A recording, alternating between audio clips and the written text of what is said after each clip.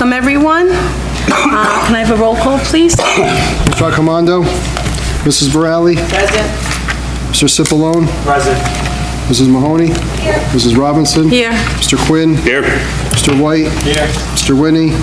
Mrs. Zarelli? Please stand for the Pledge of Allegiance. I pledge allegiance to the flag of the United States of America and to the republic for which it stands, one nation, under God, indivisible, with liberty and justice for all.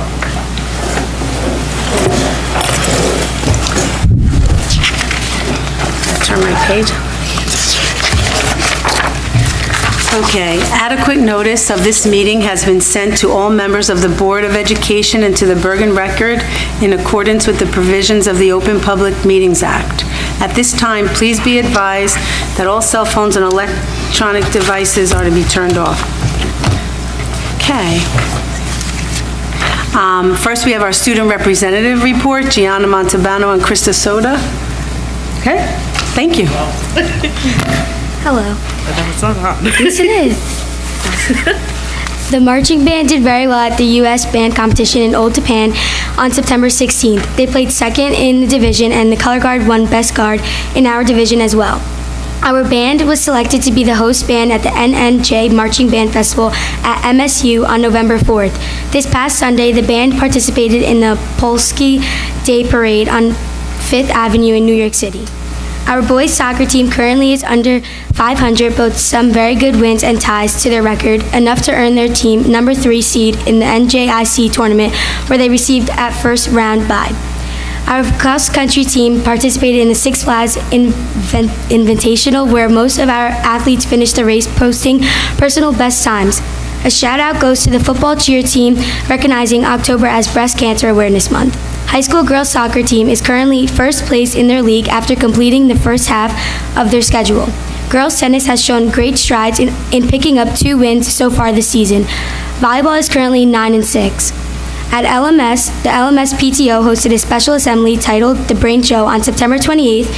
Through this game show format, our students demonstrated their community spirit, mutual support, and teamwork as they addressed the challenge. SBFD joined our kindergartners for a presentation in their classrooms to kick off Fire Prevention Week. A school-wide assembly will occur later this week. At Smith School, we began the month of October by celebrating New Jersey's Week of Respect. We had daily themes which the students and staff joined in. We have the power to stand up to bullying by wearing something related to a superhero. Our kindergarten began learning all about fire safety with the visit from the fire department. We will continue to focus on the fire safety during our school-wide assembly this week. At Franklin School, we kicked off Week of Respect with sharing photos of our students displaying respectful behaviors on our school's social media sites. We created pillars of character in our basement hallway and looking forward to adding our students to these pillars to display faces of character at Franklin School. Our student council is excited for Socktober, inspired by internet star Robbie Novak, aka Kid President, and his declaration that October should be Socktober and a time to serve the homeless. Collection began on Tuesday, October 9th and ends on Friday, October 26th. All sock donations will go to the Bergen County Human Services Center.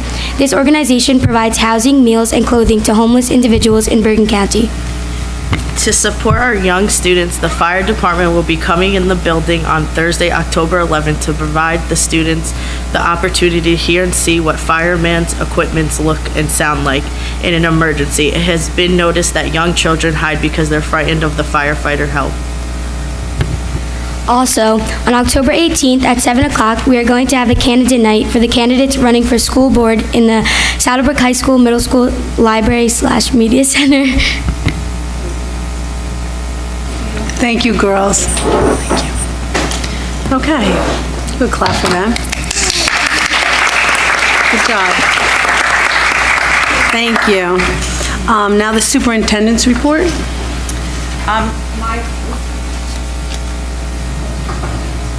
Okay, I'll be reporting on the district testing report a little bit later, but I just wanted to remind everybody that on Tuesday, November 6th, schools are closed for students. It's a full day of professional development day, and it is Election Day, and we do have a question on the November ballot, and I just wanted to remind everyone about that. So the Board of Education will be asking the voters on November 6th for an additional $450,000 for the following security items. It's important to let you know that this is a one-time second question, so this is not something that's bonded over time. It's one time. Security vestibules for Franklin Middle and High School, Long Memorial School, and Washington schools. An emergency notification system to include automatic announcements, automatic calling to 911, police department, and exterior warning strobe lights and speakers. Additional wireless door locks throughout the district. New two-way radio system for communication throughout each building and district-wide. And additional security supplies such as grab-and-go emergency bags for all classrooms and for supplies for other general areas. So this is a very important question on the ballot to help us maintain the tightest security we can in the schools in the district. So I just wanted to remind everybody about that. I'd like to thank our student representatives who are now gone. I'm sure they have a lot of homework that they're very busy doing. And I want to thank the foundation for coming out tonight to share grants with our teaching faculty and for our students. For those of you who may not be aware, the foundation has donated more than $200,000 of the money that they have raised, which is all of the money that they have raised, right back to Saddlebrook Schools, its teachers, and its students. And so please support them. They have a Tricky Tray, Super Bowl inspired Tricky Tray in January on the 24th at the Saddlebrook Marriott. It's $40 per person, and we hope that we see you there because all of the money that they raise comes right back to the school. And that is the end of my report. I don't know if Mr. Karate has.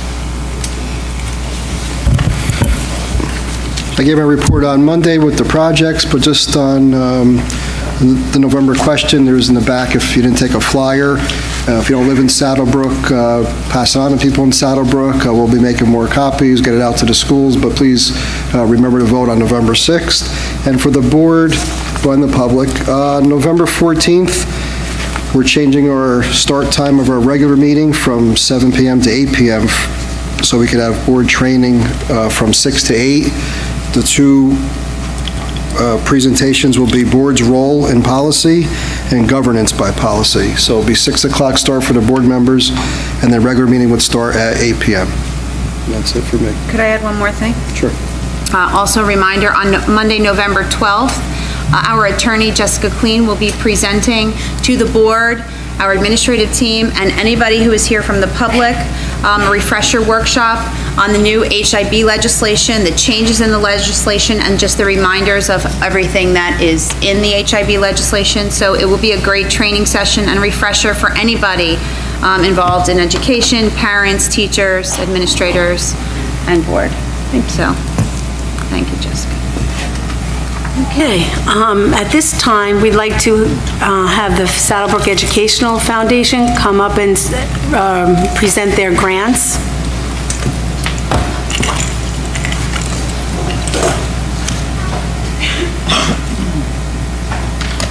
Should we have them take?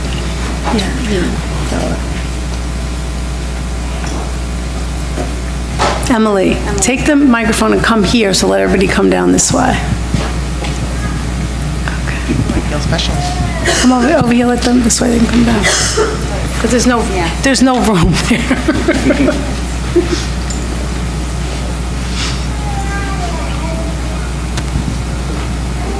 There you go. That's okay, it's fine. Good evening, everybody. I'm Emily Scamatellis. I'm with the Education Foundation, and this is part of our team. And we have a really dedicated team. We throw 3 events a year where we try to raise as much money as we can to give right back to all the students and the teachers. Our first one is the walkathon. We'd like to thank you all for participating this year. The second one is the, as Ms. Shanley said, the Tricky Tray. We're changing it up this year from the Taste of the Towns and throwing a Tricky Tray in January. And then, of course, our 5K, which we throw every April.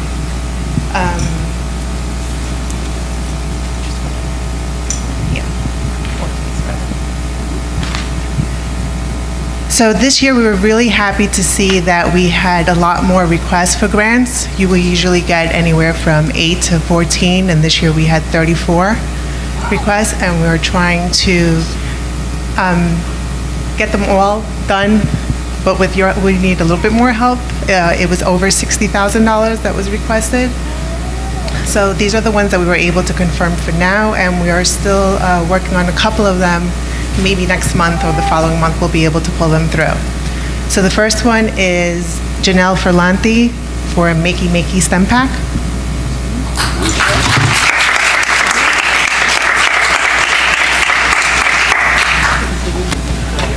Okay.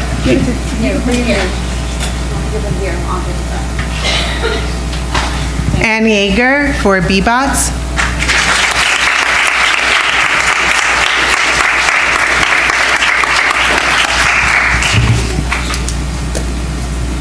David Haas for Block Cells.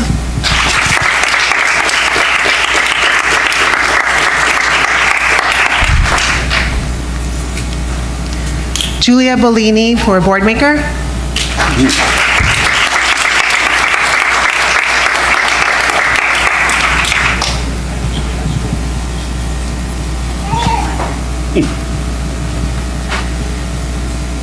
Kimberly Ferrando for Sensory Path.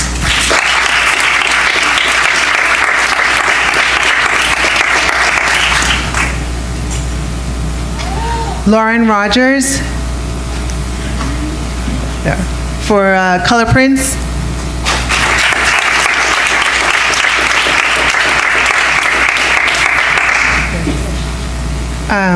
Jennifer Saparis, Sue Laurentino, and Rebecca Harmon for Engaged Students with Manipulatives the Conquer Way.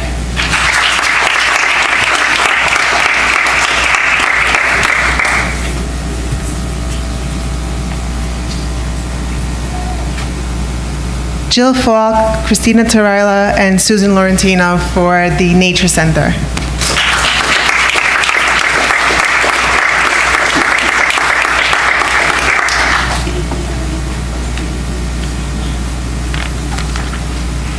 Catherine Augustine for Battle of the Bucks.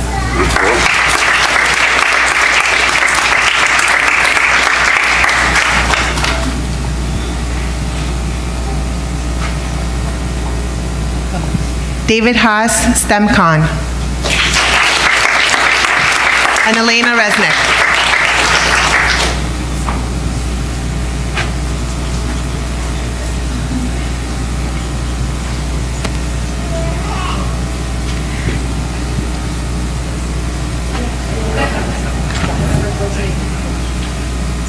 Ann Hazley for Digital Storytelling.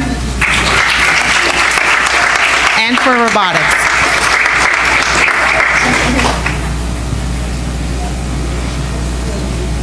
Laura Mazzone and Peter Iannacone. Sorry, Iannacone. For Robotics. Karen Roberts, Therapeutic Toys.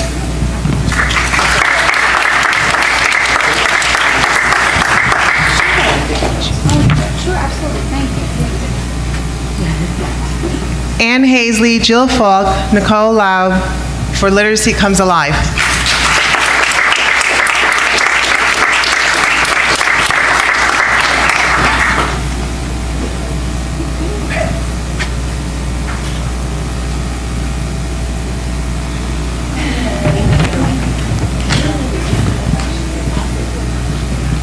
And for those of you who don't know, we also gave a grant in September for $8,000 for a reading program for the entire district to benefit K through 2, right? Project Reading? Project Reading for K through 2. In addition, we've also taken a vote and we will be purchasing bike racks for the schools so that the children could ride their bikes to school. That bringing us to a total a little bit over $20,000 for this month alone.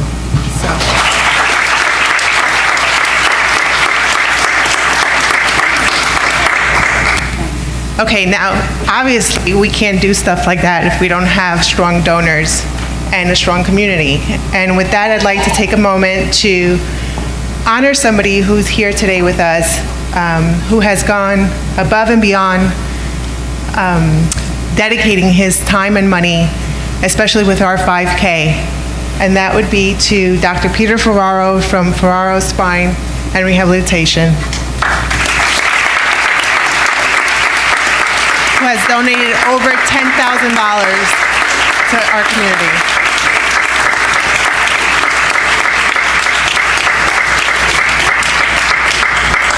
So we present you today with this in recognition of your outstanding generosity and commitment to excellence in education. Thank you.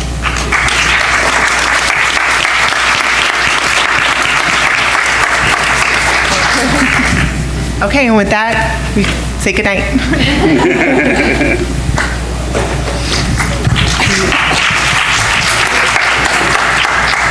Thank you very much.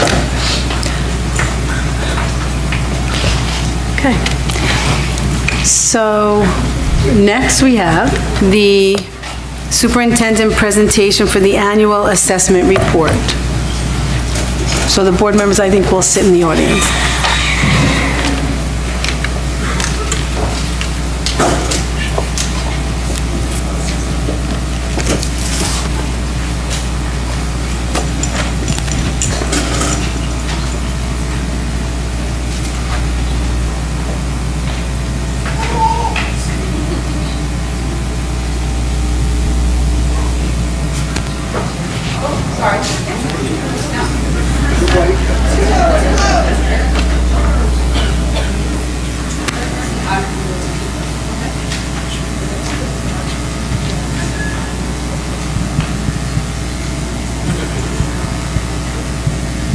Thank you. Can everyone, oh, that's a little cockeyed. Can everyone see? You might want to move forward because we'll be looking at some numbers. I don't know how closely you want to look at the numbers, but you might want to move forward.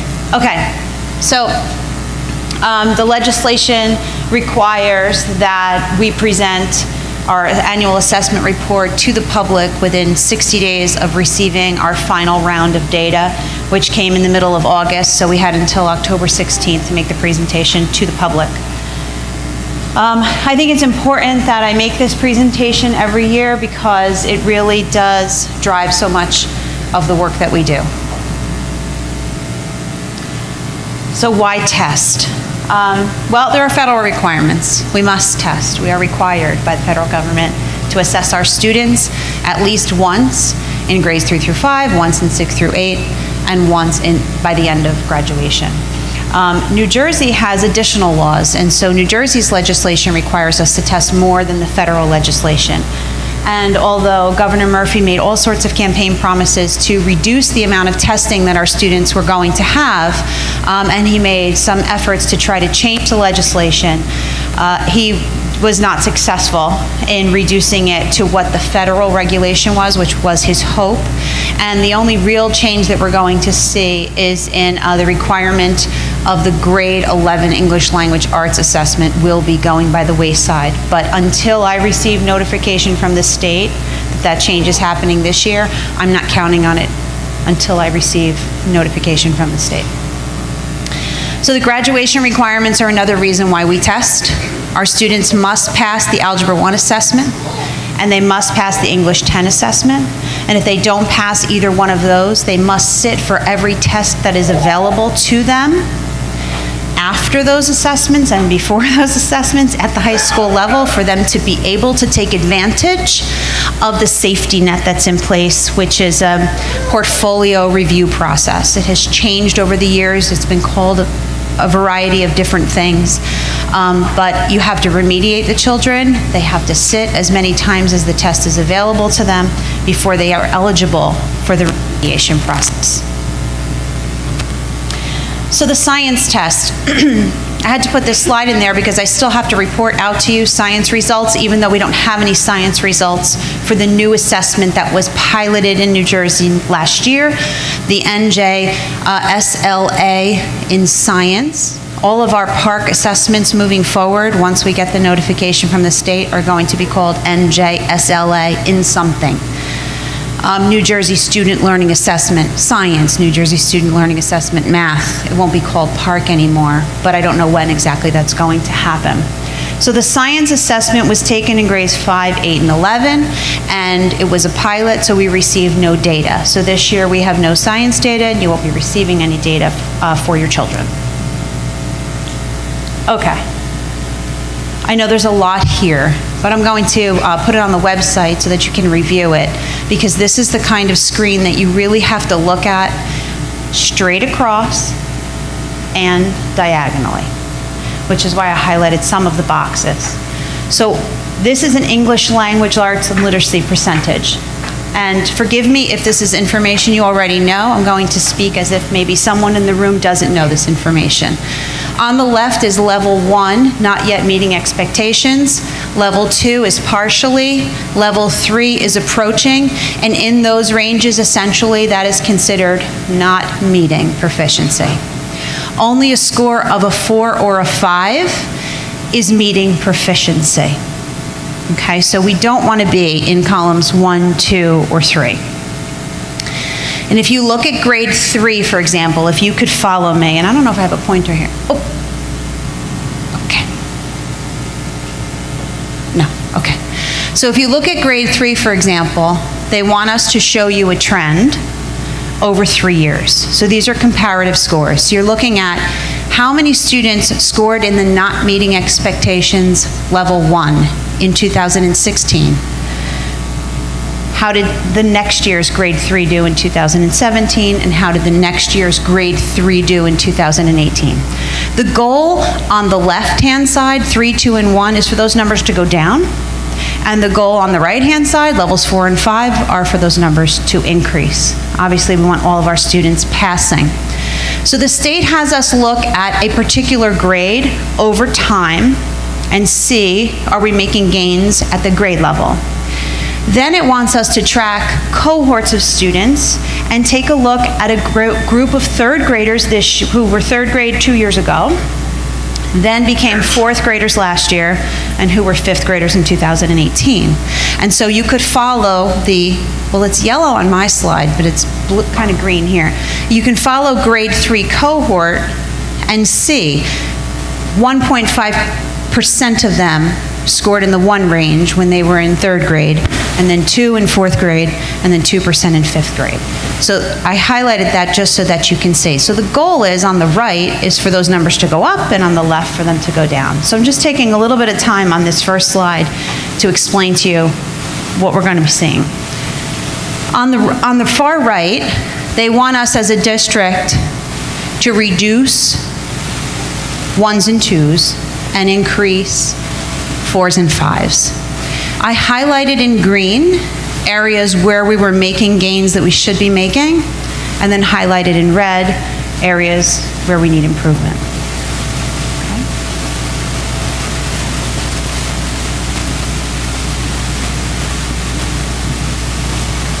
So like I said, I'll put this on the website.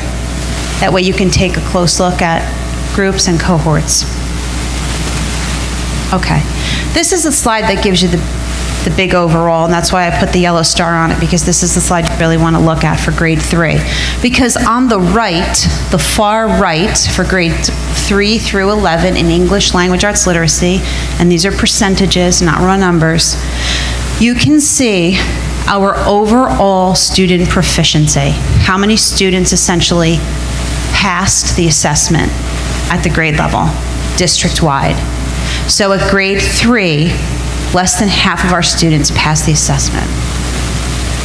In grade 4, 56%, grade 5, 58. I don't like to read slides to you, but 56. In grade 7, we have a very interesting group of students in grade 7 who are now in grade 8, who really were outliers and did some amazing things on the state assessment.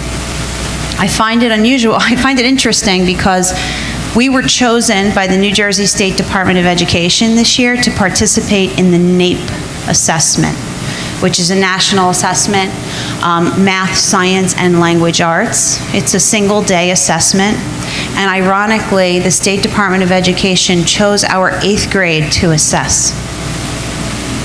And that was our 7th grade last year. So they just sent us this information. We have to participate. We can't refuse. But I found it ironic that that was the group that they chose to assess. And if you see grade 8, 9, 10, and 11, on the right in black, you will see the average of the state for how many students at the state average pass the assessment in each of those grades. And if we outperform the state, I highlighted it in green. And if we underperform the state, I highlighted in red. However, we are not an average school district according to the state of New Jersey. So we should be performing at higher levels than the state average consistently, and dramatically above. So I think we have quite a bit of work to do. And I think we have the right people in place to do it. So I'm confident that we can see student achievement very, very quickly. I really am. Okay, so this is an important thing to know because the new CUSAC, and I'll talk to you a little bit more about CUSAC on a future slide. The new CUSAC requires you to meet an 80% proficiency, or else you don't pass CUSAC for that particular, DPR. So we have a lot of work to do before we can achieve 80% proficiency. And CUSAC doesn't really care what your socioeconomic status is, how many students you have on for your reduced lunch. None of that matters. It's just a proficiency benchmark that we need to meet. Okay, so this is another slide. Understand too that these slides are provided to me by the State Department of Education. They say these are the slides you have to have. These are the things you need to show the public. So although some of them may seem a bit repetitive, I'm required to provide these to you. So they want us to show you the change in levels 1 and 2 between grades 2016 and 2018 for each grade. And they want us to compare it to the state's change and whether or not we were successful in outperforming the state, for example. So I have on the left, you want those numbers to go down, and on the right, you want your change to increase. So I, again, did green and red so it's a little bit easier for you to see. Okay, so now we're looking at math. Keeping in mind that on the right, again, is the change in level 1 and 2 from 2016 to 18, and on the far right, but the left-hand column. And then on the far right, in the right-hand column, is the increases in levels 4 and 5. My concern really is not just an overall proficiency here, but the lack of advanced proficiency in the exceeding expectations column in mathematics 3 through 11, or 3 through algebra 2. I really think that we should be seeing, 10% of our students advanced proficiency or exceeding expectations at least in mathematics across the board, and we have some work to do there. And another thing is that tracking cohorts, it's important to take any particular grade. If you teach a particular grade or you have a child in a particular grade and I say, okay, my child is in 8th grade, I want to look at how he did and how his group did when they were in 6th grade. I can look at meeting expectations. In 6th grade, meeting expectations, they were at 41.7.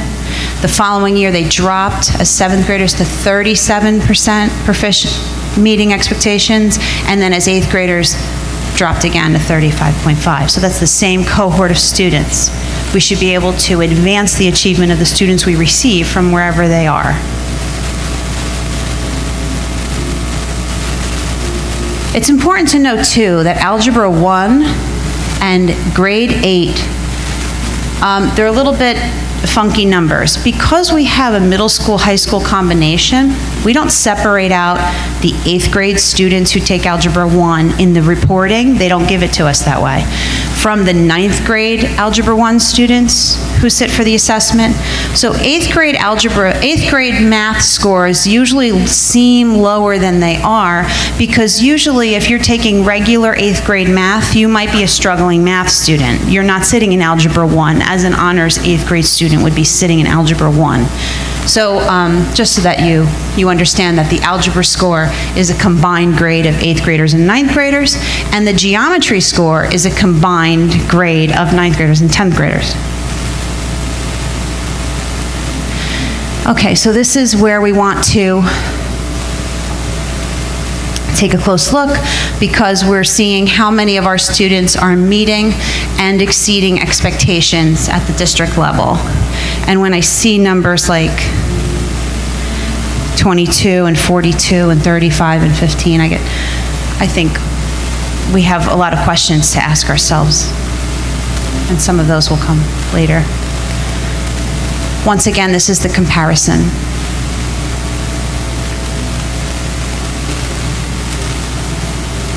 Okay. These are very silly slides. I guess in some districts, you must have, by the way, 95% participation at your school. If you don't have 95% of your students participating in the assessment, every student who doesn't participate in the assessment counts as a failing grade. It didn't used to. Now it does. So they want us to really closely track how many students sit for the test. This is the slide that they give me, but I think it's kind of silly, because I think what I should be doing is calculating the percentage of students who sit for the assessment, but they just want me to count, and they want me to say whether or not it increased or decreased, which is totally based on enrollment, not at all based on participation. So I think this is a very silly slide, but I have to include it. And this is for mathematics. Okay, so the other thing that they require us to do is compare our like schools across the district to each other and to the district. And, you know, our schools have different populations. For example, Franklin and Smith School have Title I students. Long School does not have Title I students. Franklin School has a breakfast program because of the percentage of its students that are on free and reduced lunch. Smith and Long School do not. So the populations, not that it would be an excuse, because it was something you always have to work on, but you do have some different populations, different students with different needs in each of the schools. So you will see a variety of achievement in some schools, in some categories, at some grades, in some disciplines. One school outperforms another, outperforms another, outperforms another. It's really all over the map.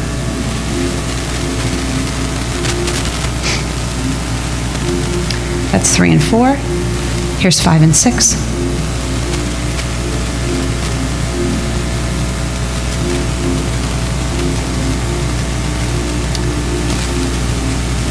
Here's mathematics, 3 and 4.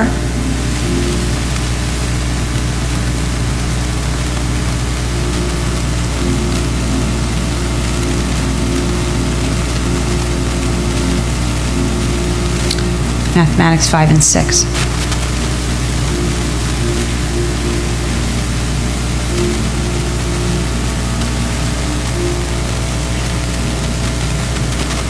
Okay.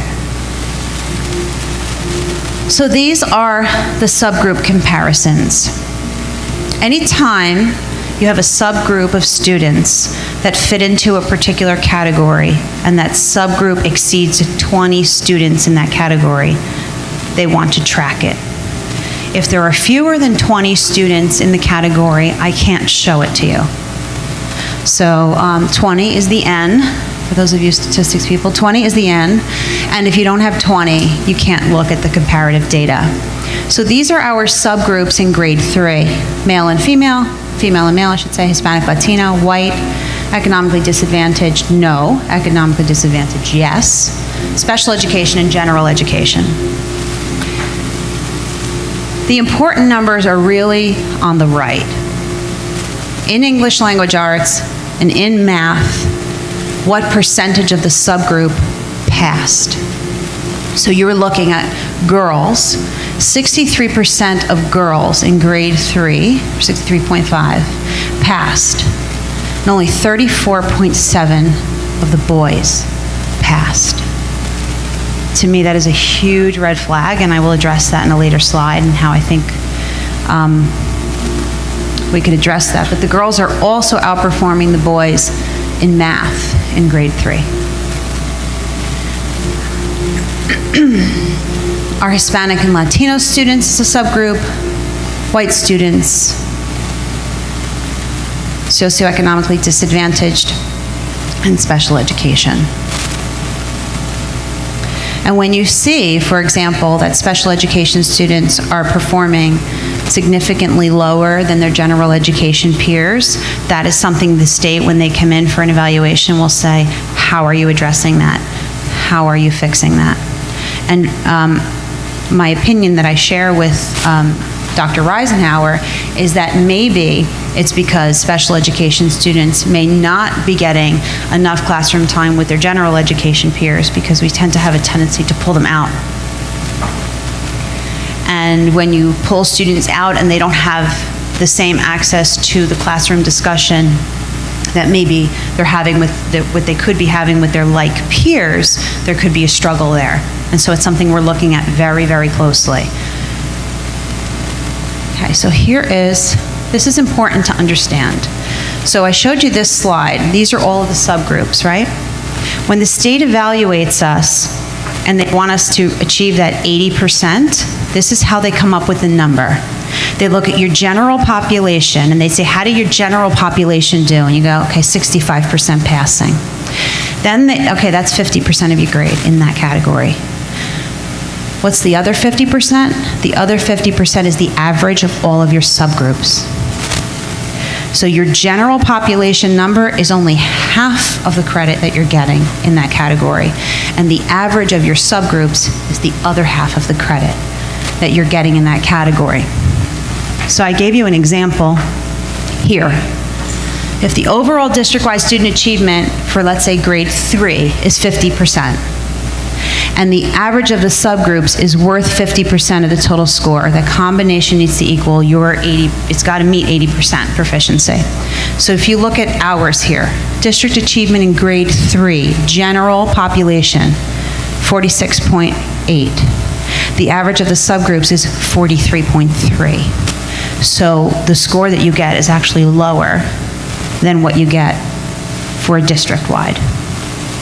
This is the new methodology for CUSAC. And they do this for each and every grade and each and every discipline. Actually, they don't do it for each and every. It's very complex. If you ever saw this report, you'd need yourself a pair of reading glasses. But it's incredibly complex, and the expectation is that we are targeting every single subgroup. Okay, so here's math, comparison of the subgroups. And you can see there is still that disparity between boys and girls, which I think is incredible because it's big. Really big. More than 20 points in language arts. And the same thing with special education and economically disadvantaged. Look at the economically disadvantaged students in math. Look at their achievement. What are we doing for them? Are they eating breakfast? These are some real questions. Okay. Here's grade 5. The boys are catching up.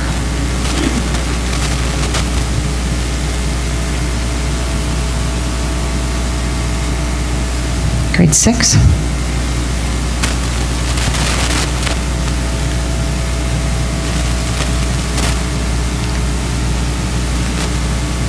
Seven.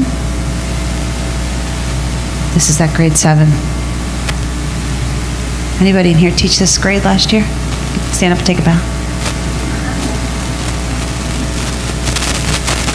Here's 8.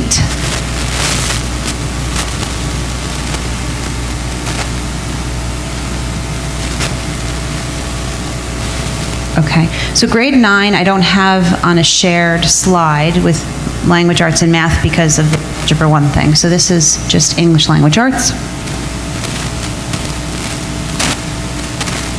Here's 10.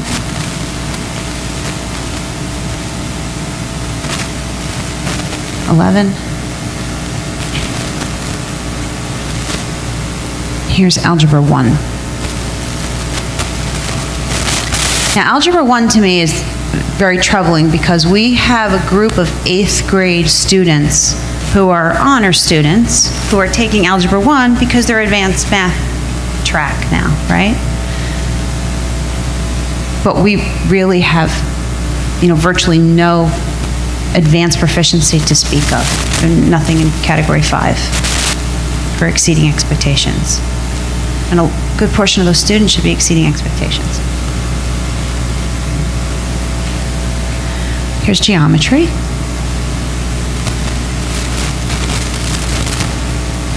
This is very troublesome. And we have only 21% of our students passing geometry.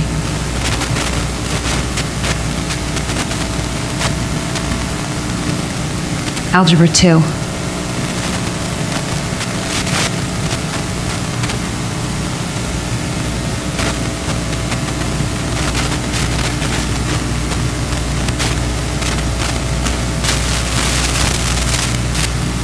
Okay.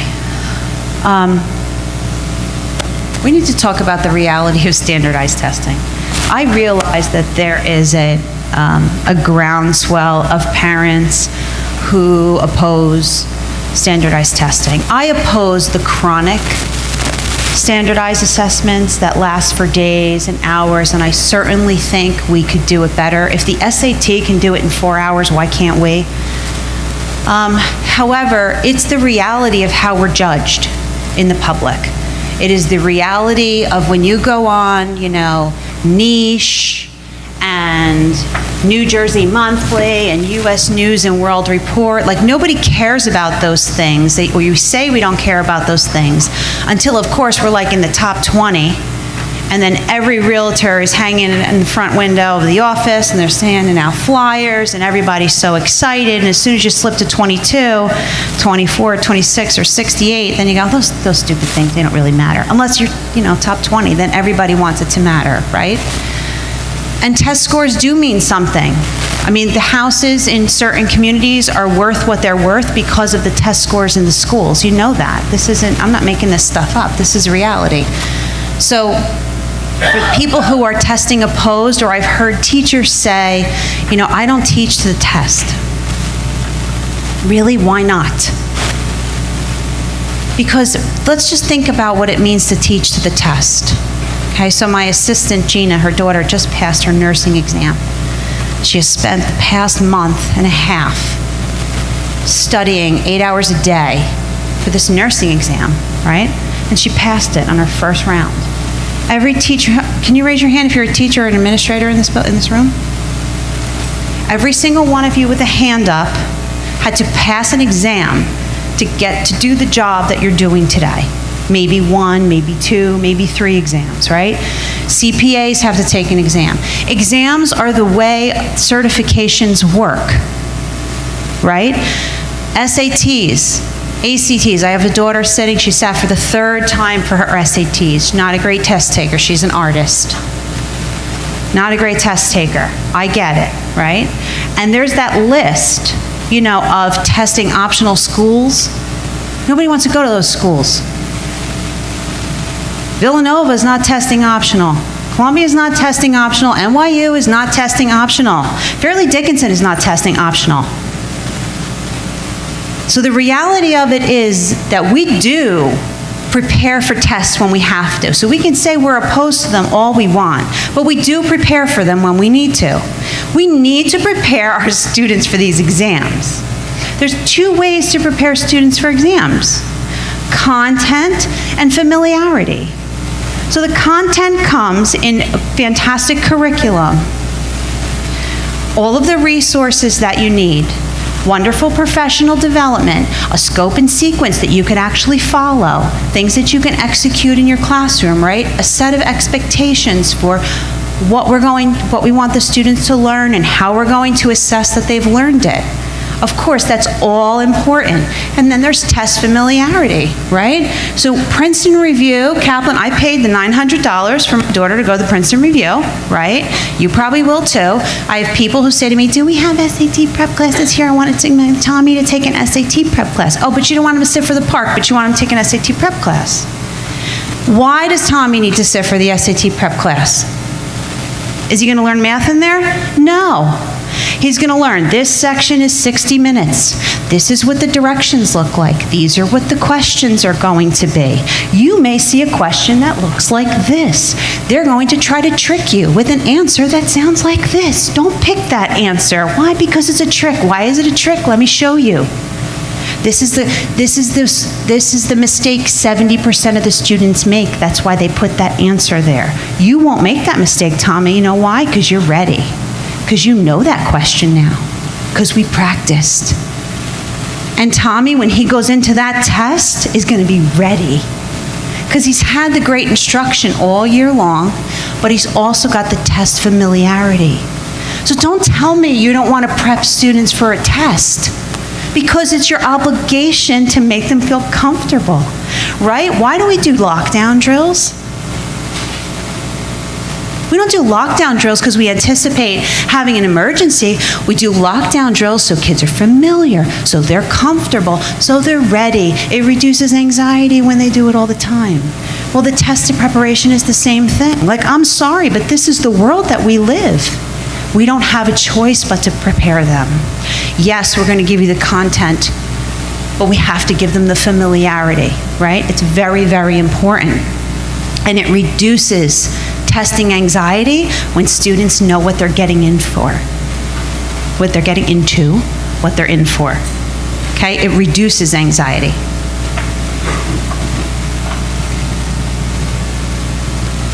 I'm sorry for all of the tight text, but so these are some of the questions that we have, that I have, and that I've had with some of the administrators, and we're going to continue to explore these questions and these scenarios and revisit over and over. Do we have detailed scope and sequence that's CUSAC ready? Do we have detailed scope and sequence that aligns with the New Jersey Student Learning Standards? And that the most important things are taught before the assessment? I don't know, I've been here not even 100 days yet. Haven't looked at every single curricula. Okay, do we have purposeful interdisciplinary connections in the areas outside of reading and writing so that what we're doing in the social studies class or in the science class maybe mimics the kind of social studies and science pieces that the students are going to get on the assessment? Do we do that? I can't answer that yet. I think we do it in pieces. I don't know that we're doing it consistently and across the board with everyone. How are we serving our Algebra 1 and English 10 students? What are we doing to get in front of those dangerous scores? What are we doing for all of our subgroups? And I put breakfast, because I'm sure a lot of students who are eligible for free breakfast don't take advantage of it, particularly at the high school. I think we're just lucky that they get here on time. How is basic skills right now serving our students? Was Boost working? Did it work? Did the kids who sat in Boost benefit from Boost? How do we know? What's the documented achievement in the classroom and on the assessment? Grant monies. Are we carefully using the grant monies to advance student achievement? I think this next bullet is probably one of the most important bullets. One of the teachers in one of the grants that I reviewed applied for math manipulatives. And I sat there and I looked at the grant and I said, why doesn't she have math manipulatives? Why we shouldn't have to apply for a grant. Everybody should have math manipulatives. So my question then here is, do we have consistency and instruction in our practice? Does everybody have the same resources? Does everyone have the same unit of study in reading and in writing? Does everyone have the mentor texts? Does everyone have the manipulatives? Did everybody get trained on this program?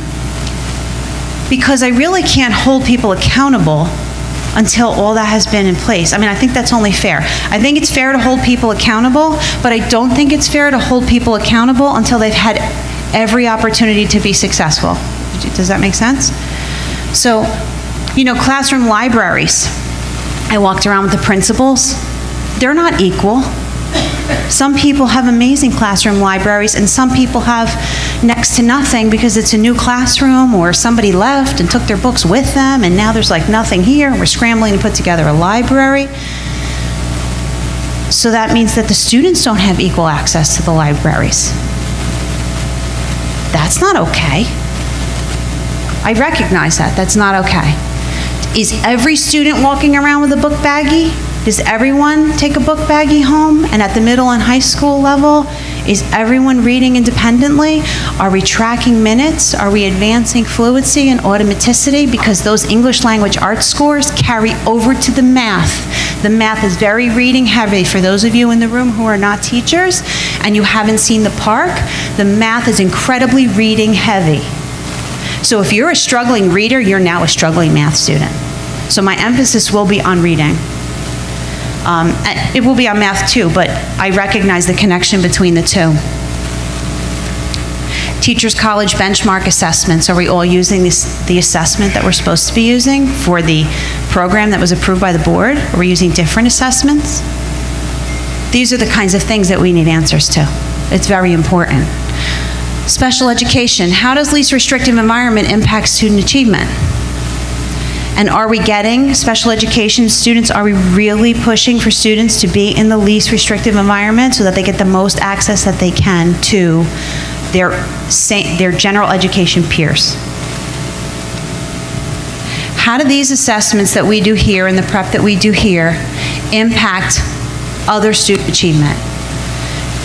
I could, on another presentation, go through the AP scores with you, but based on the slides that you saw here today, you could probably venture to guess that our AP scores are not stellar, and we're really not seeing students earning 4s and 5s in AP, and you're not getting college credit for any of those courses without 4s and 5s on those assessments. How does it impact our average SAT? How does it impact our National Merit Scholar Qualifying Exam, which is the PSAT? How many merit scholars do we have? We have a lot of work to do. And professional development, do we have enough? Is everybody getting it? We're budgeting for that? So I think this is a really important slide because one of the pushes that I'm going to have until the day I die is that we need to get kids to read more. Every single day. Your students should be reading every single day. By the time they're in 5th grade, they should be reading 45 minutes a day. You have to build agency and independency. And do the middle and high school English classrooms have libraries geared towards the students that are at their fingertips so that when they're done, they can just go to the next one? Do we have books for boys? Boys like nonfiction, boys like action, boys like sports, boys like historical fiction. Are our classroom libraries geared towards the books that girls want to read? You saw the results. Boys like action, they like to move. They don't like to sit so much. I'm making gross generalizations, but the test scores would probably agree with me here.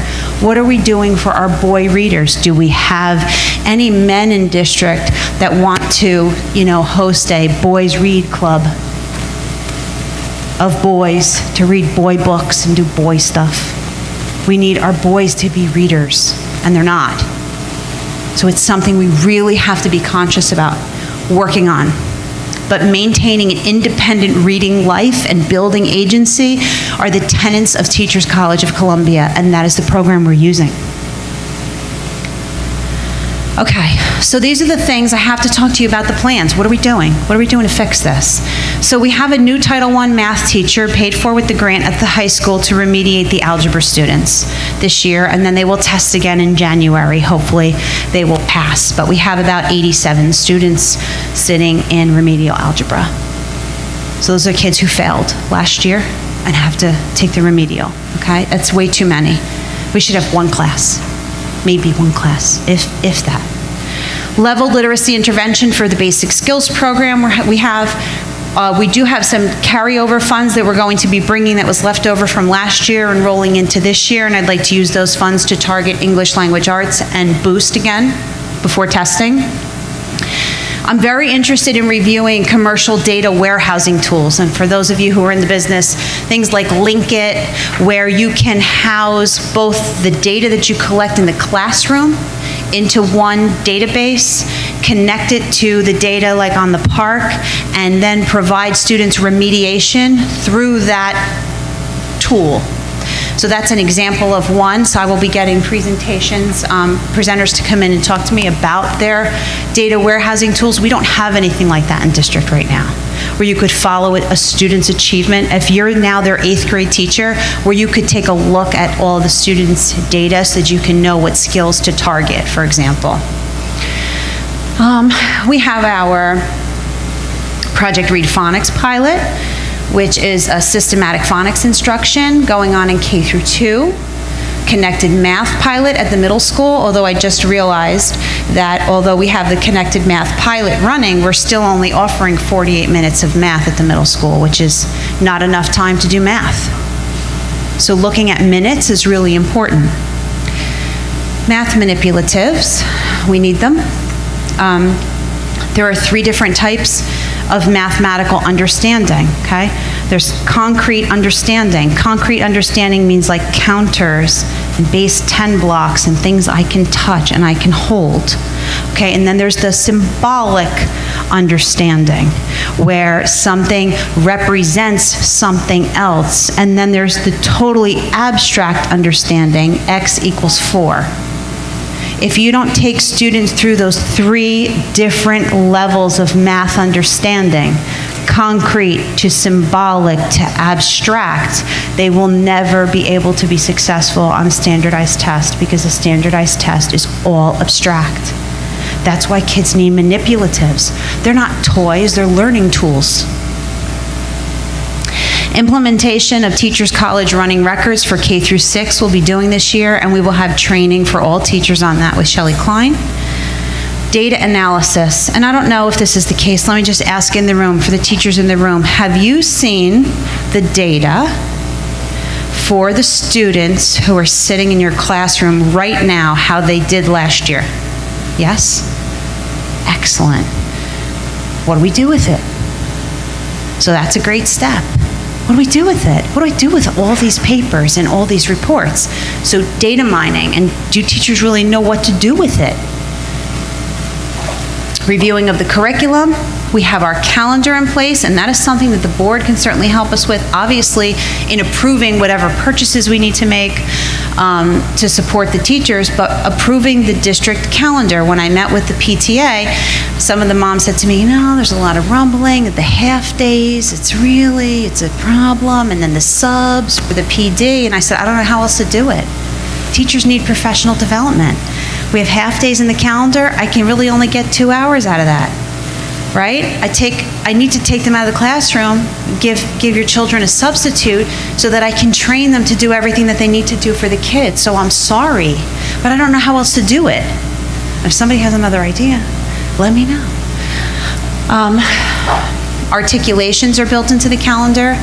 Taking a close look at the evaluation of the administrative structure. Our elementary principals are all alone on their little islands and really have no instructional support there. They're doing everything themselves.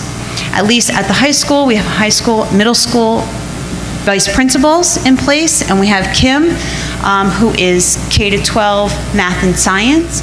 But it's really, you wonder, how do we get in and support these teachers in doing the work that we're doing by conducting really meaningful observations if we don't have the time to do it? I'll be presenting a comprehensive ELA and math review, maybe in the spring, maybe sooner. It depends on how quickly I can get it done. Taking a close look at special education and middle school achievement and the minutes, and seeing if there isn't something we could do with the schedule to give students more minutes in math and language arts at the middle school. Okay, I know that was really long. So I'm sorry that it was really long. But I'd like to open the floor for any questions, if anybody has any.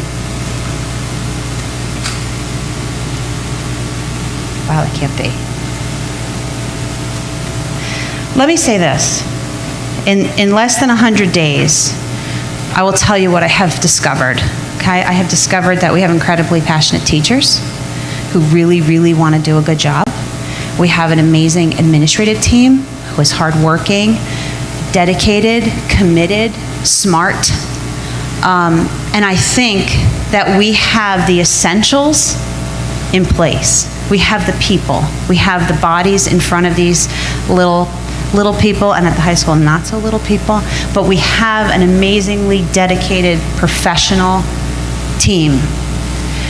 I don't know that you have all the stuff that you need. Or if you have a lot of stuff, I don't know that you've really been trained to use it, maybe. So I think that it is completely possible to change this trajectory and move us forward and advance the student achievement of the of our kids. And it is my primary responsibility, keeping everyone safe and healthy and advancing student achievement. And that's my focus. And I'm trying not to get distracted because there's so many things all day long that go on, but really trying not to get distracted and stay on course. So we're very fortunate because we can say that. We have these dedicated people here. And we have a supportive board who, when we have the funds, and a business administrator, when we have the funds, gives us what we need. So we're gonna work on that, moving forward. Any questions? Yes.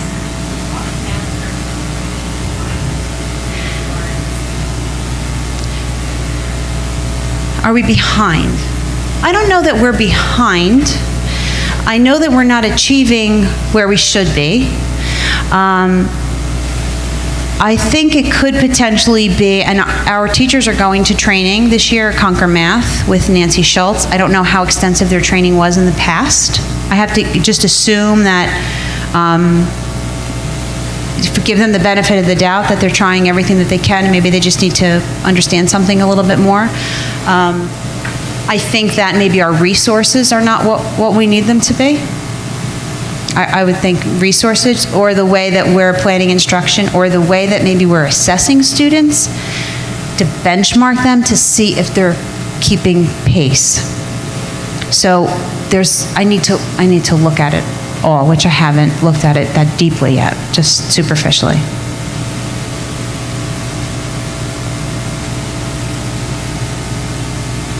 Yes, yes.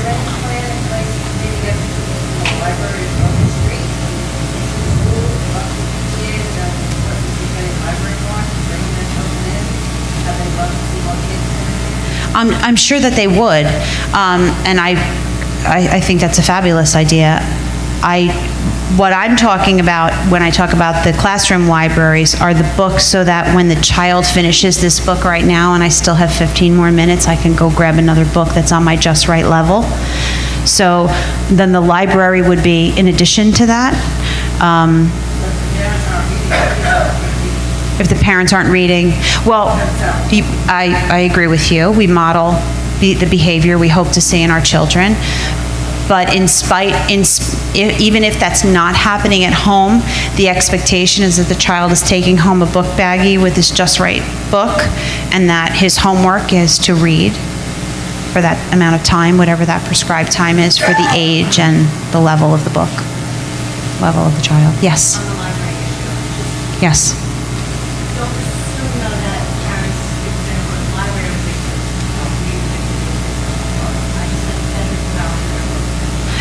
Our books are in our house. We don't tend to the library. We're not far enough. We purchase more And I- numbers like lower in the library. Right. And I don't necessarily think that's what this woman was saying. I think she's just saying in general. I think our faces are in our technology so much now that we don't spend a lot of time with our faces in books, and a lot of time they're digital. And even in my own town, I don't go to my library very much. I don't have a lot of time. It's not open on Sunday. And so I tend to be in the Barnes & Noble, in the mall, because it's open and that's where I am, than more so in the library. But the free public library is an incredible resource, and we really don't take advantage of it. I'm certainly guilty of it myself, personally. Yes, sir, in the back, Roy?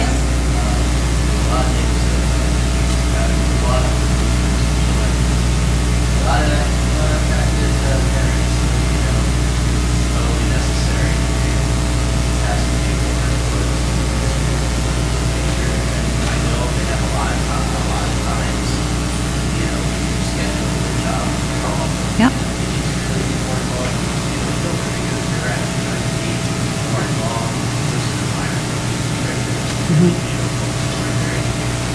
Yeah, absolutely.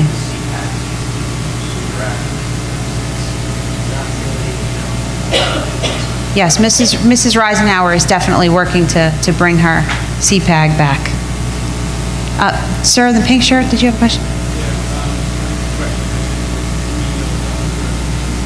Uh-huh. Yep.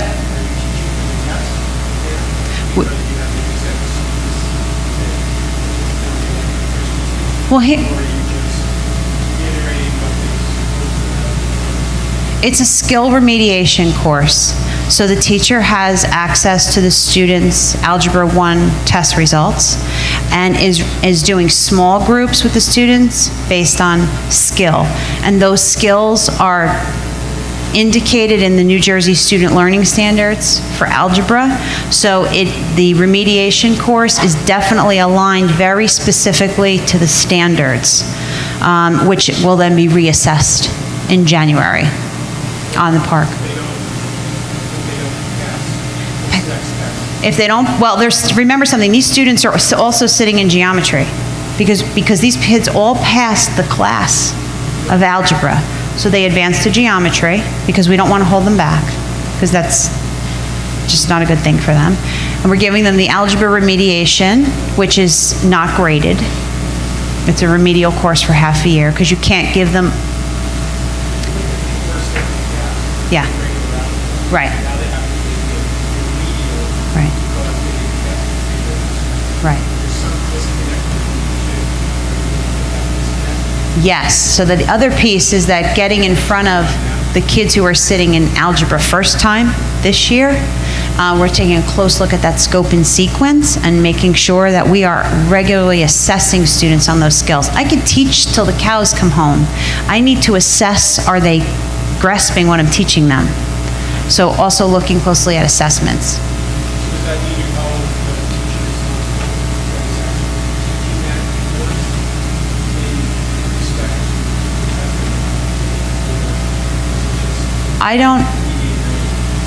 Well, it's the first time we're doing it.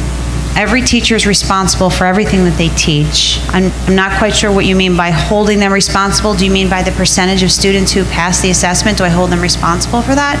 I mean, in theory, we...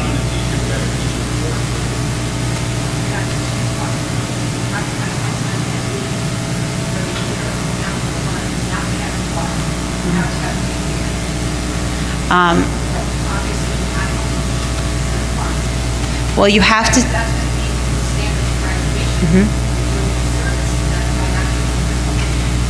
It's my understanding that an Algebra 1 course in particular is a course that is really geared towards getting the students to learn the material so that they can be successful on the park assessment.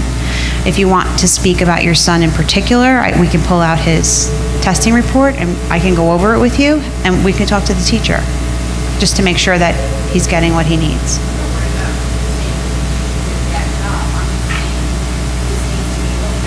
We are looking at it.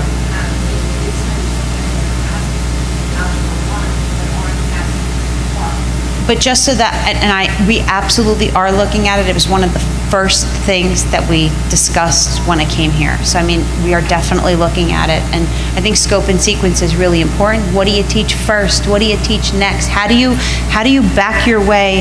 How do you go backwards from the test to ensure that they're ready for this assessment? It's critical. So, and are we taking anything that's not assessed and moving it to after the assessment? Because maybe it's like a pre-algebra 2 skill and it doesn't need to be taught for the assessment. So we're really taking a very close look at both the students who are sitting in Algebra 1 for the first time to make sure we don't see these results again, and the students who are sitting in the remedial to make sure that they get what they need. Anyone else? Okay, thank you.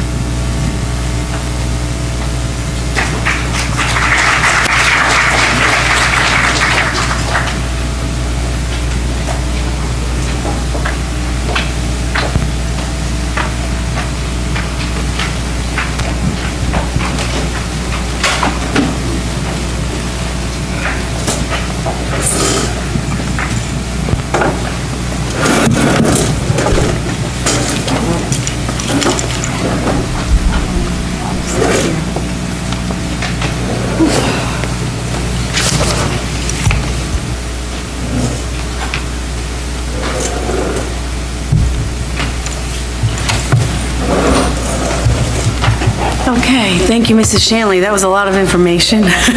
Sorry. Was a lot. Yeah. So I'd like a motion to open the meeting to the public for agenda items and policies only. Motion. Can I have a second? All in favor? Anyone opposed? Okay, the meeting's open to the public right now for agenda items only, if anyone wishes to speak.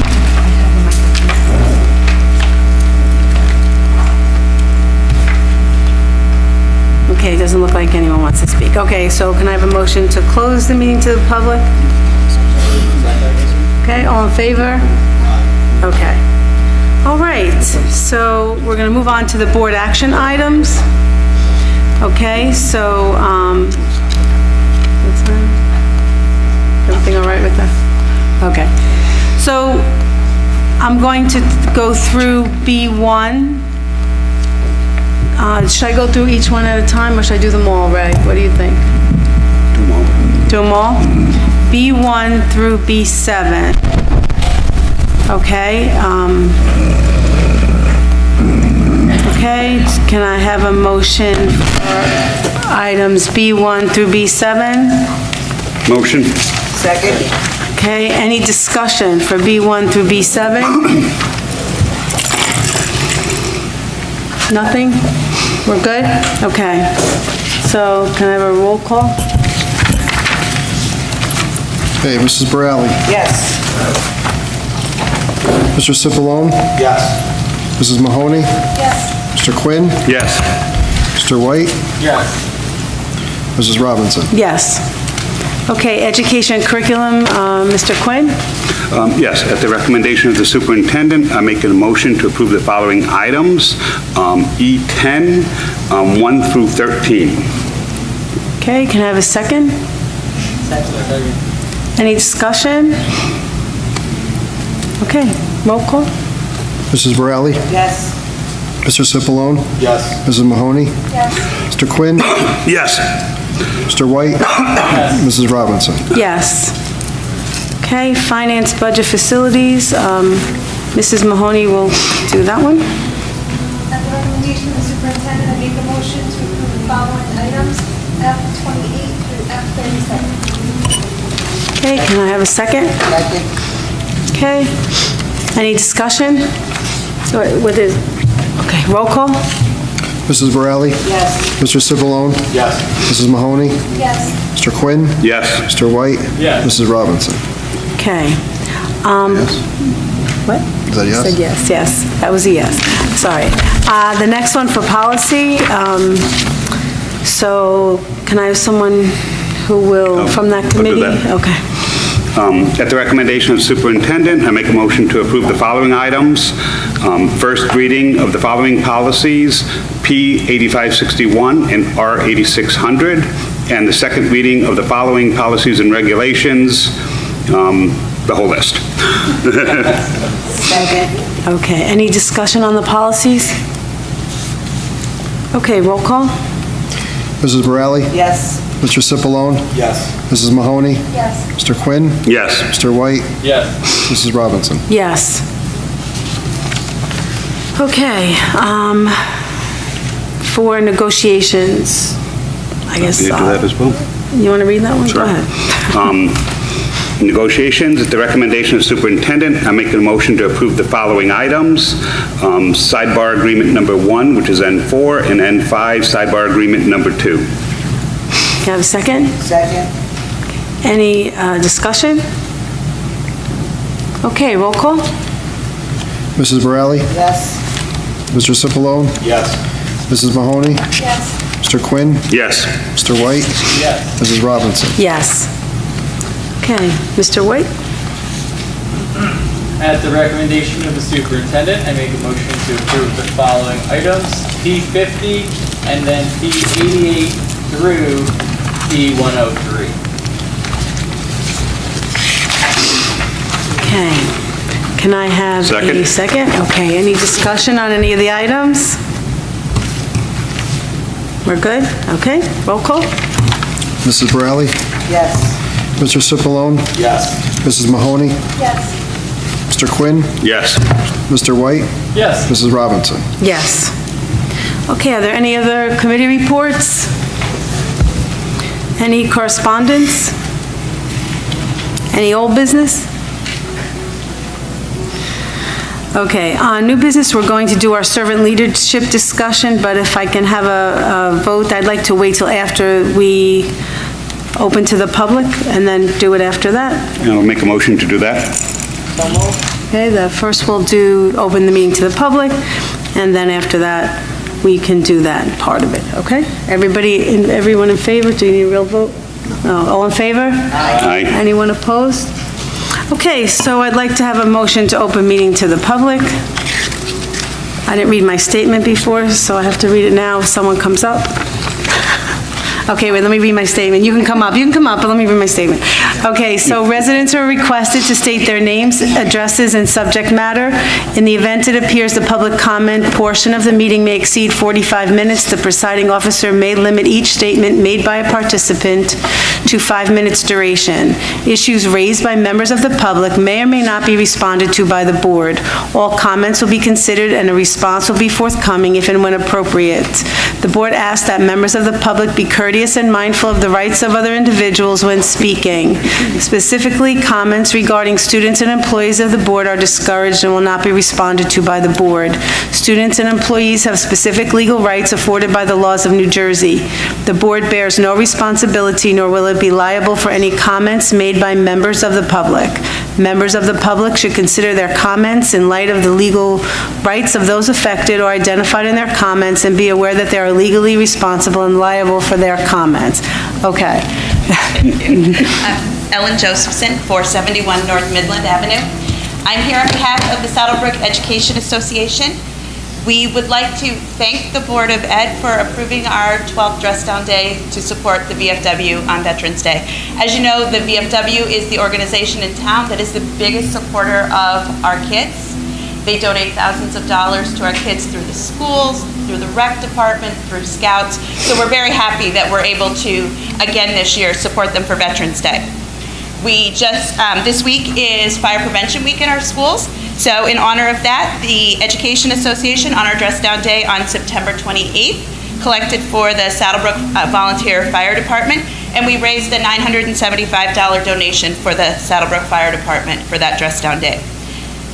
We are happy to announce that on back to school night in every school building, the Saddlebrook Education Association had a table where we provided helpful parenting tips and information for the parents, as well as calendars, notebooks, and things for them to take with them. We have one more event coming up in October that we would like to invite the community as well as the Board of Ed to stop at our car at the Saddlebrook Township Trunk or Treat right here in the high school parking lot on the 27th. The Education Association always gives out a little more than candy. We don't want to reveal what we're doing this year, but if you remember last year, we were the glow sticks and Play-Doh car. And again, we do just really want to thank you for supporting this additional Dress Down Day because we can't say enough about what the VFW has done for us, and it's a little bit that we can give back to them. Thank you.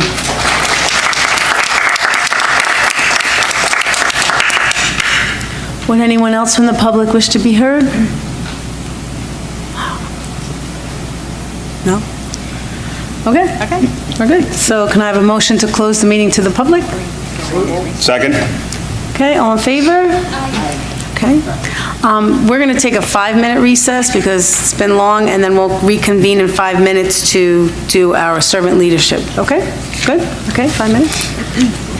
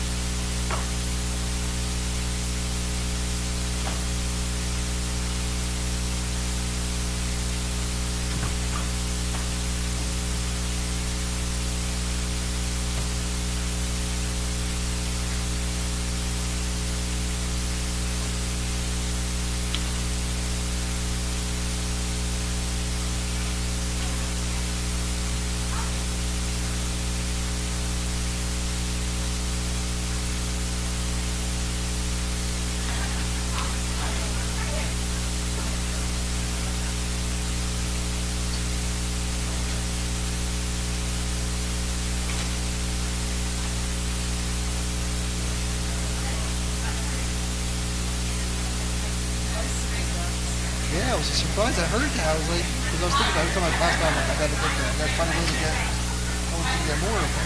Not just here, but district library. I was like, oh, good.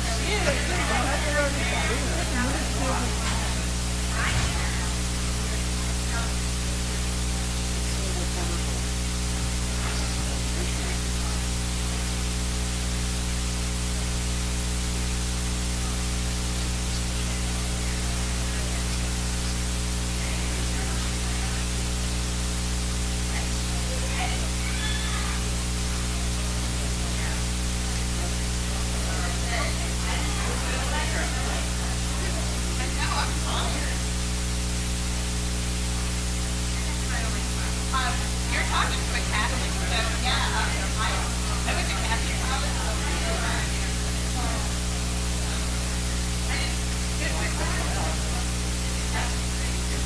Every Catholic high school is one.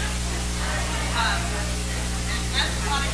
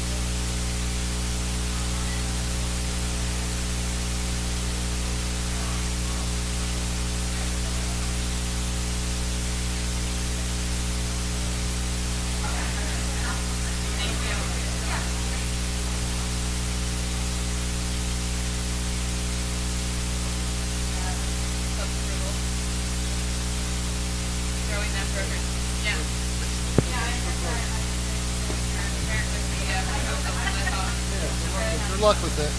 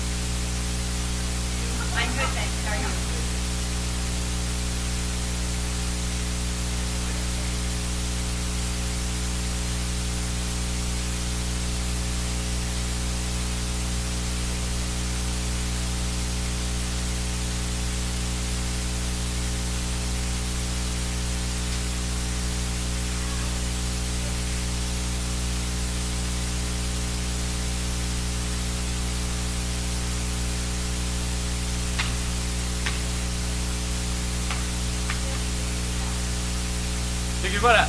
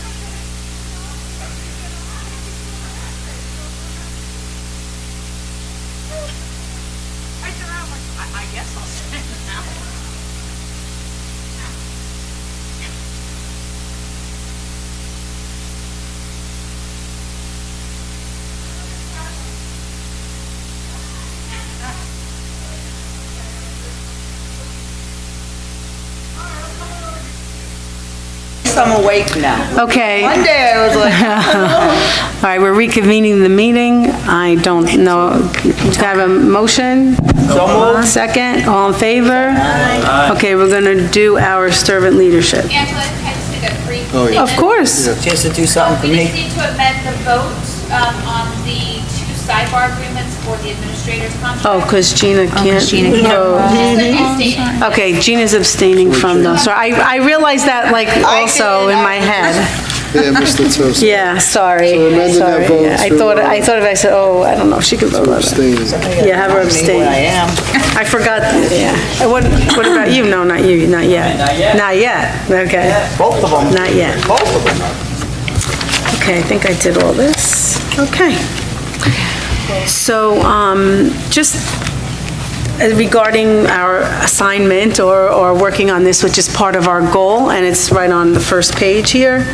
And, you know, this is something, it's on our board goal, no, number 1. Oh, 1. Number 1, it's our explore the servant leader principles as a way to improve board dynamics and refocus on our primary responsibility, student achievement. We all voted to do this. And what I want to just share is that if you don't want to share, it's not like, you know, it's fine. It's something that we just have to look at, and I know some people may be, feel uncomfortable about sharing, so it's okay. I just wanted everybody to know that.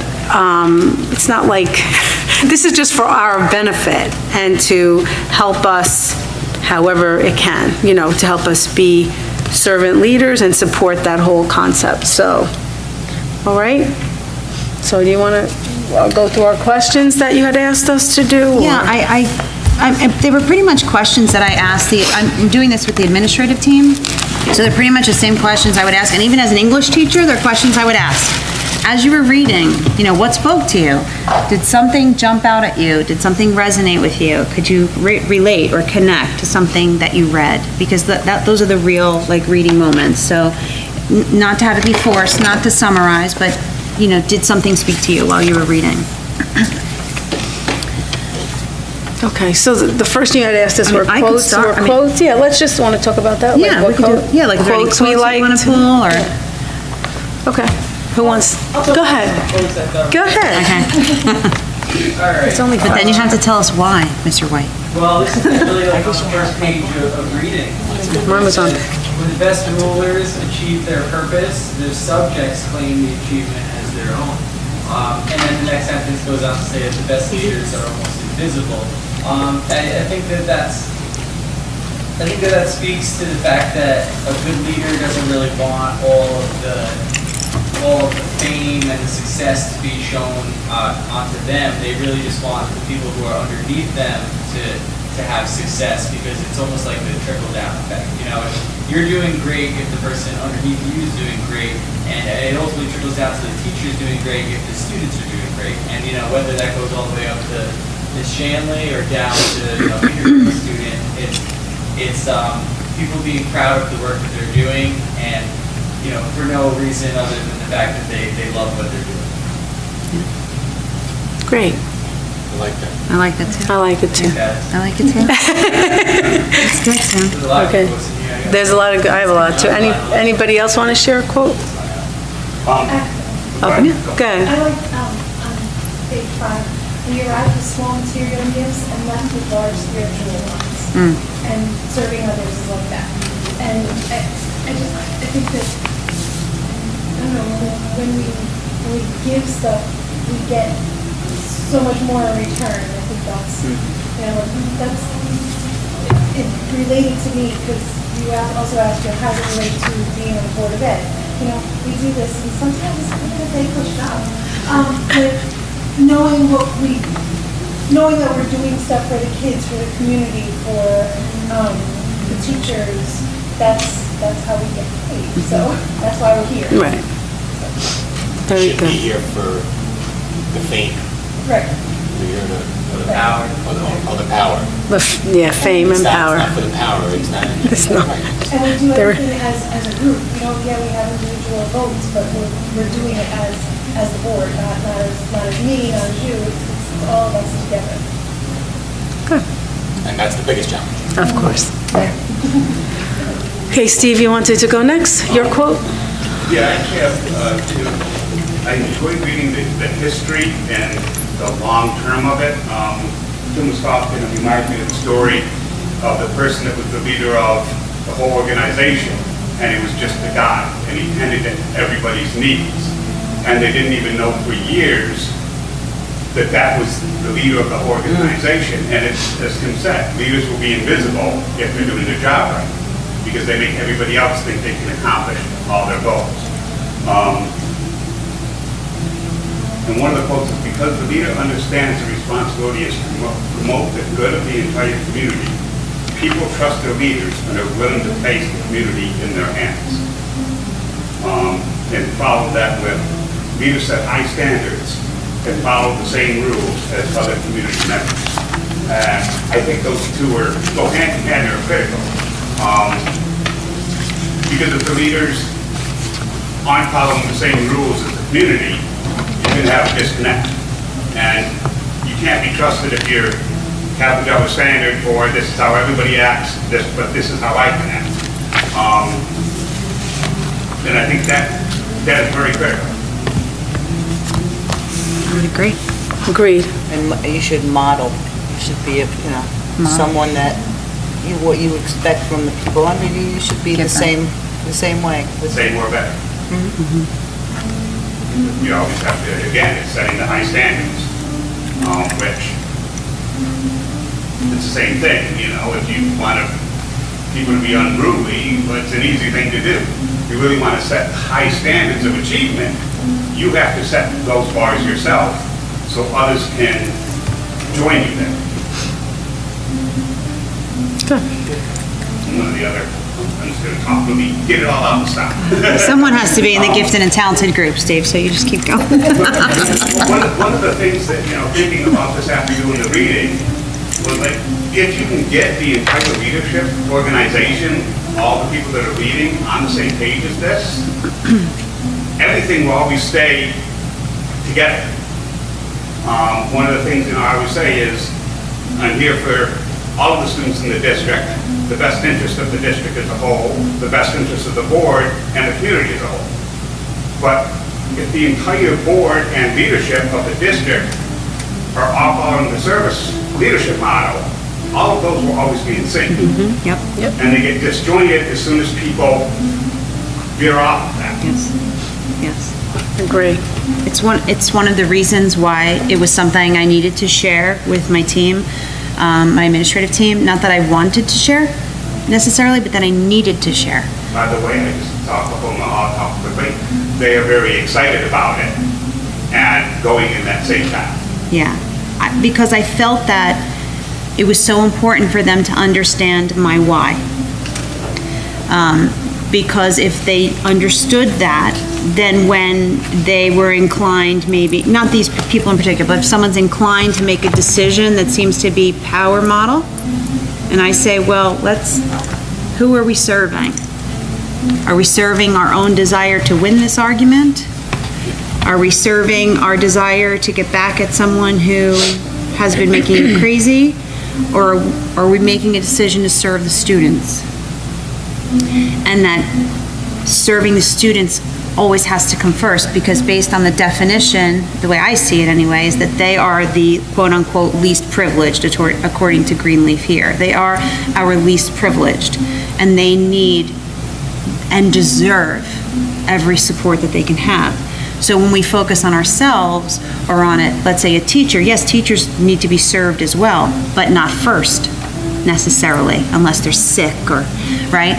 The children have to be served first. So, and they had to understand where I was coming from, so that when I was absent, they knew how even now, I mean, I've only been working with them a short while, and they say, oh, we know what Chandler's gonna say.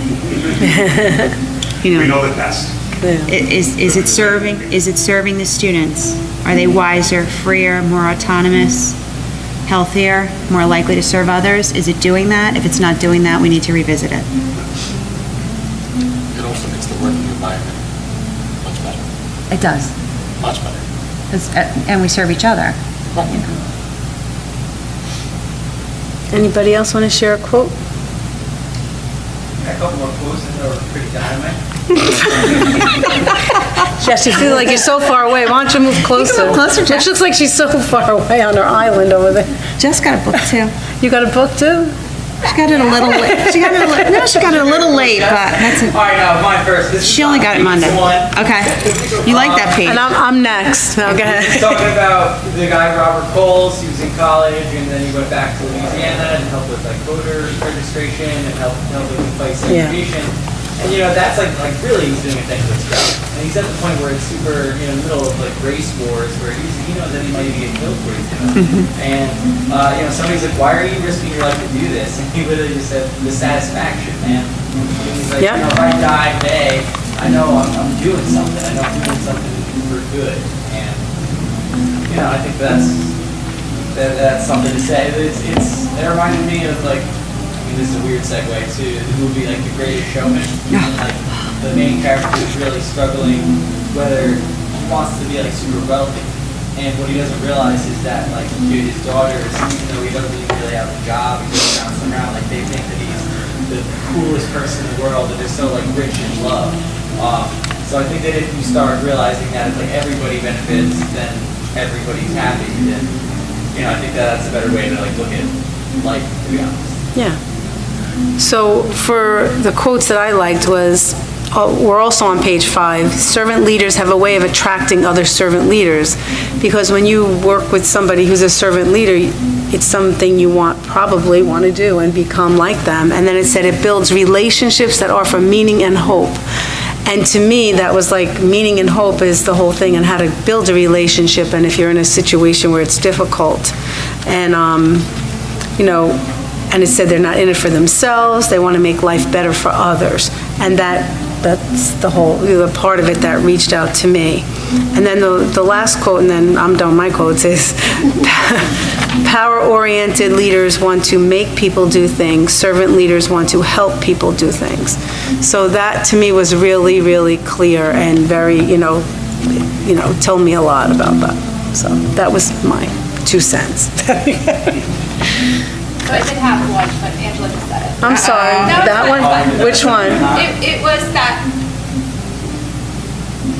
the idea that you're here and the work that you do and those of us who work in this field do is to build relationships that provide hope and meaning. I don't know if any of you know this, but I grew up in foster care and it was teachers who changed my life. 100%. I still know 3 teachers that I wouldn't be where I am today if it hadn't been for them stepping in. I had a shop teacher who bought me a car, and he taught me how to replace the brakes and the rotors and change the oil, and bought me new tires. And I had an English teacher, a steward, who helped me do a dual high school and college so that I could graduate at 16 so I could get out of the situation I was in. And she got me a job at her husband's restaurant. I mean, as you're a lawyer, I'm saying if you told me something like this happened now, I'd be a little like, A school employee buying a student a car. So I know that was a different world. It was a different world. It was a different world. You could do stuff like that. It was. So from a personal perspective, what you do and what I do, I know it has the ability to bring meaning to someone's life that you can't imagine. Can't imagine how much what you do matters, even if it's only one kid, even if I'm the only one those teachers ever helped. That's amazing. At least obviously I think it's amazing. But then also, so I think about it from that perspective, and I also think about it from when we're all together in a room and you guys are trying to weed through all of the information that you have to take in a short amount of time that you have to do it. In addition to all of your personal and professional responsibilities, you're doing all of this for free. That it's also maybe a good idea to remember that the relationships you can build with each other and your staff, those can also do good for you and give you hope, right? And give you purpose and meaning outside of, sometimes we forget why we're in the room. And maybe sometimes it's good to remember that the meaning of what you're doing, and that'll help bring us back to, maybe we can focus back on what our core dynamics are. Sorry. No, thank you. Thank you for sharing Thanks. that. I I also wrote, not get caught up in the drama. Yeah. That was a better way of saying it. Yeah, not get caught up in the drama and just, like you said, refocus and, okay, wait a minute, forget about all of that. What's the best choice for the kids or the teachers or whoever we're talking about? You know, forget about all the extra stuff that really just like, Yeah, we gotta stop saying me, I, instead of That's how you, about them. that's how you simplify it.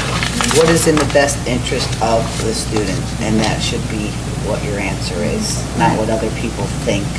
Right. Or what you personally believe. You have to do your research and realize that you don't know it all, and you need to make sure that you have the right answers, because you could change somebody's life in just one decision. Absolutely. So, Yeah. it's important. I find that, for me, the definition of that one has a desire to serve first, and that only through leading can they serve fully in their mind, so that you're servant first, and that's why servant leader is hyphenated, and it's one word, versus the desire to lead first, which is power-driven. So if you're drawn to service, and there are many professions that really is the crux of what they do: police, fire, emergency, nursing, medical, even legal. You're drawn to serve, you want to change laws to help people, to help kids, and that through a position of leadership, do you get the opportunity to exercise that, right? And that's what drew me to leadership, because I was working in a school system where there were just so many things that were bad and wrong for kids, and I was like, there's got to be a better way to do this. And that was really what, and that was before I knew anything about this, but you in retrospect, and you go, yeah, that's what happened. I was drawn to that. I couldn't be in that place anymore because I knew I could do something better. And the inverse power model, I think, is really important. That piece about how people who are seeking power are never satiated. There's always the next conquest, whereas in service, it's incredibly satisfying. It's like bread and butter. It's like very satisfying. This is the power model. You're like always chasing it, to get more and more and more. I find my work incredibly fulfilling, and that even though it can be exhausting, it's incredibly fulfilling. And I think that's the piece of servant leadership that is the most rewarding for me. On a personal note, I'm glad to see that the entire leadership team is behind this, because I found out the hard way over years that when there's a power model above a servant leader, it can quite often end up with issues. I don't know if anybody knows here, but I was a technical director in college theaters. I taught classes, built sets, designed sets of lights, worked with a lot of students. The first few years in the business, I freelanced, and I was working 80 hours a week. And if I wasn't working 80 hours a week, I was terrified I wasn't going to keep working, so I was looking for work. It's brutal. In less than 5 years, 70% of the people that get a theater degree are out of theater. So it's one of the hardest things to actually make it. I know this. I was there. My whole thing was, I'm going to do everything I can to make sure these students have what they need to succeed. Well, you can do that, but when the people directly above you are power models, it really creates a friction because they don't understand what you're doing. And they're not about the student achieving, they're about their power not being questioned, making their life easy. And it becomes difficult. So I'm really glad to see that you've got it actually running all the way through leadership, because that way I think it can really thrive.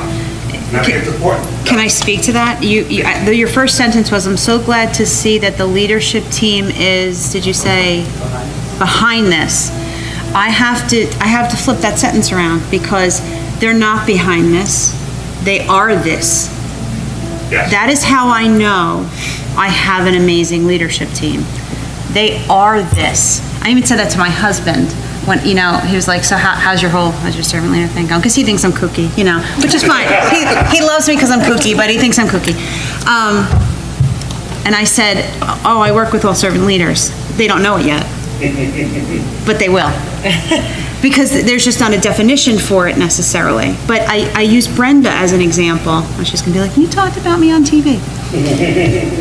Brenda abandoned a central office position as director of curriculum that was technically, my right hand in central office with Ray.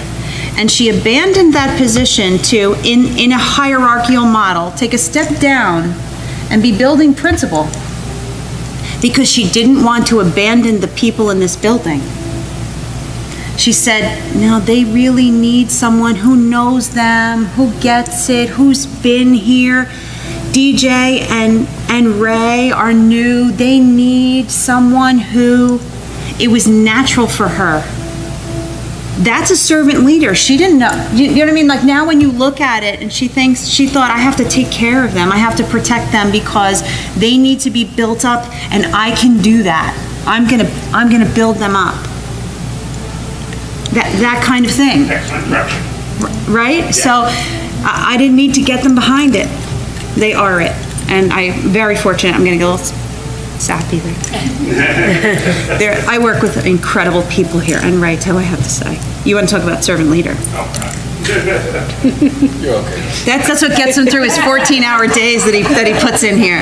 Like, how do you go from 6 o'clock in the morning till 10 o'clock at night? He goes, Well, I thank Danielle for getting me to read, first of all. But we do have a great group, and I've been around a while, and we've had some great people working here, and I didn't see too much of a power model. In fact, I spoke about this, we had some pretty rough board meetings, and when we got to the administrative meeting, usually was the next day, it brought me back to what we were here, or what we should be focused on doing, and it was great. And that's what one of the parts here, it says that that's what servant leaders are like. They're focused on their work, not the credit. Bring the baggage and just want to get the job done and don't take credit for it. And I think we have a great group here, and we can get a lot of things accomplished. We just need consistency, and I think the board has found that in Danielle, and hopefully could turn everything around. no pressure. No pressure. It'll be fine. Okay, Thank you. there we go. Yeah. So what's our next assignment? I don't know. Can we do one chapter? So why don't we just do there's only 5 chapters, we did 3. There's only Wait, chapter. chapter 4 is very long. Maybe 4 is long, as Ray pointed out to me. So maybe we could break it up and just do, okay, so there are the essentials, like listening. Maybe we could take self-awareness, the 3 key practices, self-awareness, listening, like the first 3, and changing the pyramid, those 3 things. Could you send us a note? Yes, it's only like 4 pages. Yep, I will. So let's do self-awareness, listening, and changing the pyramid. I love changing the pyramid. I want to do that. Okay, let's change the I want pyramid. to invert the model. Yeah, I was going to bring that up, but I knew it was in... You knew it was coming? Yeah, Well, I it's didn't want to say anything yet. So it's short, so it won't short. take that Yeah, long yeah, to it's talk short. about. Okay, so when do we want to do it?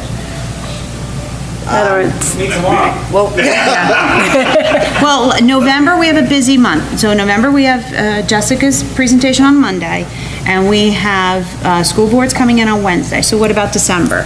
Okay. You want to do that? December That gives us meeting? time? On the Wednesday meeting, we'll do it like this, and at the end, we'll do it Yeah, I like think it this. works. I think this is the best way to do it. Meeting gets done earlier, I don't mind. Yeah, right. Sometimes it doesn't, it's too late, At it's night? too late, yeah, I You agree, it can't was sit, too late. you know. We're all like falling asleep and exhausted. I think the so. regular session is generally It's shorter. shorter, so we'll do it at the regular session in December. How's that? First Sounds day? great. Okay, Good, December, whatever date it is, we'll do the same thing, we'll do just like this, and then we'll get it done. Okay, super. Maybe we'll have an audience. Maybe. Wait, there's a question, Now you're there's a gonna question, you wait, want to go take a ahead. picture of the book, because you're gonna want to buy it. On November you do? 12th. November 12th, everybody, listen. Are we starting meeting at 7 o'clock? Oh, we have to close. Wait, we're still discussing, We're still discussing. Steve, we're still discussing Time something. out. Wait, Sorry. November 12th. So Yeah. we're starting at 7, right? Are we doing this? You want to do it 7 or you want to do it at 6? It's up to you guys, whatever you need to do. I forgot about that. 6 is fine. We could do 6 and Didn't we then have something ready for 6? Jessica's That's for presenting four- at 6. That's for Wednesday, that's For school board Wednesday, we training. have something at 6.